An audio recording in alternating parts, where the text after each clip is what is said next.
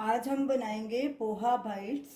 ये बहुत ही टेस्टी नाश्ता है। इसे आप बच्चों के टिफ़िन में भी दे सकते हैं और नाश्ते में भी बना सकते हैं। उसके लिए मैंने ये 1 कप पतला वाला पोहा लिया है। आप कोई सा भी पोहा ले सकते हैं, जाड़ा वाला या पतला वाला।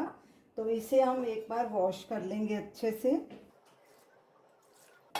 ऐसे मसल लेंगे अच्छे से। इसे भिगोना नहीं, बस ऐसे गीला ही करना है।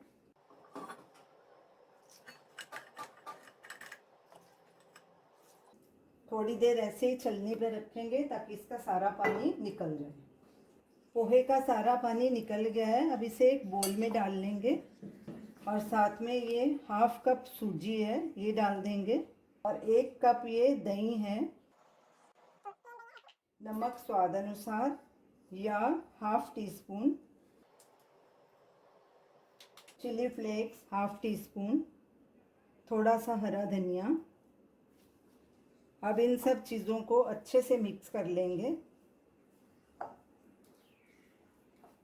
अब इसे ढक के 15 से 20 मिनट तक रखेंगे ताकि सूजी अच्छे से फूल जाए। सूजी पोहा को रखे 20 मिनट हो गए हैं। ये देखिए सूजी अच्छे से फूल गई है। ये देखिए, अब इसे थोड़ा सा नीड कर लेते हैं।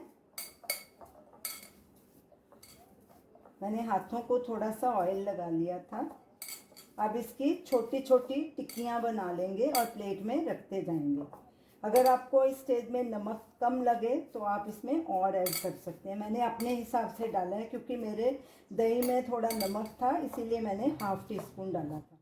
थोड़ा डो लेंगे, उसकी छोटी छोटी टिक्कियाँ बना के प्लेट में रखते जाएंगे। स्टीमर में हमने पानी डाल के गैस पे पानी को उबलने के लिए रख दिया था और टिक्कियाँ भी हमारी सारी तैयार हैं। ये प्लेट को हमने ऑयल से अच्छे से ग्रीस कर लिया था। अब इसमें टिक्कियाँ रखते जाएंगे।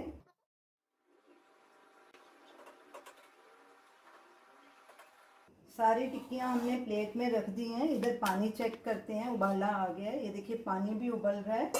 अब ये ट्रे इसमें रखेंगे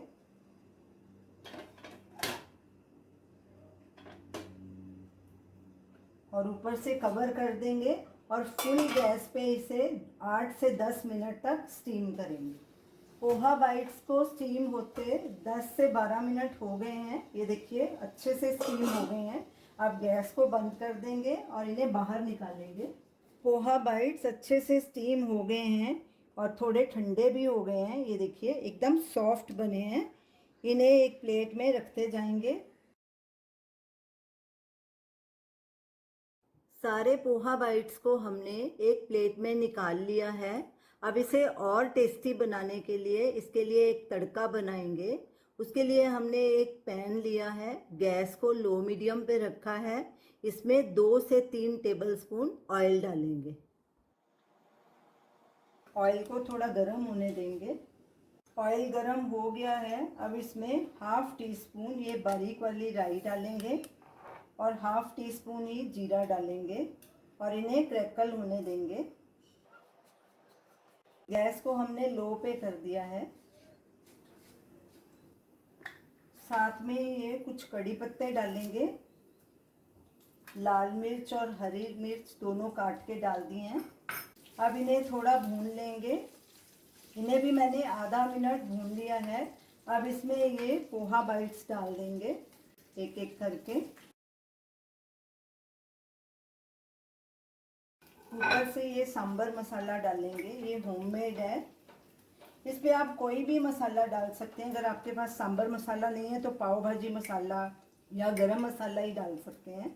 तो मैंने ये 2.5 टीस्पून सांभर पाउडर डाला है। थोड़ा हरा धनिया भी डाल देंगे और इन्हें अच्छे से मिक्स करेंगे। गैस को मैंने लो मीडियम पे कर दिया है। इन्हें हम 1-2 मिनट पका लेंगे ताकि सब मसाले अच्छे से इन पे कोट हो जाएं। कड़छी हल्के हाथों से चलाएंगे।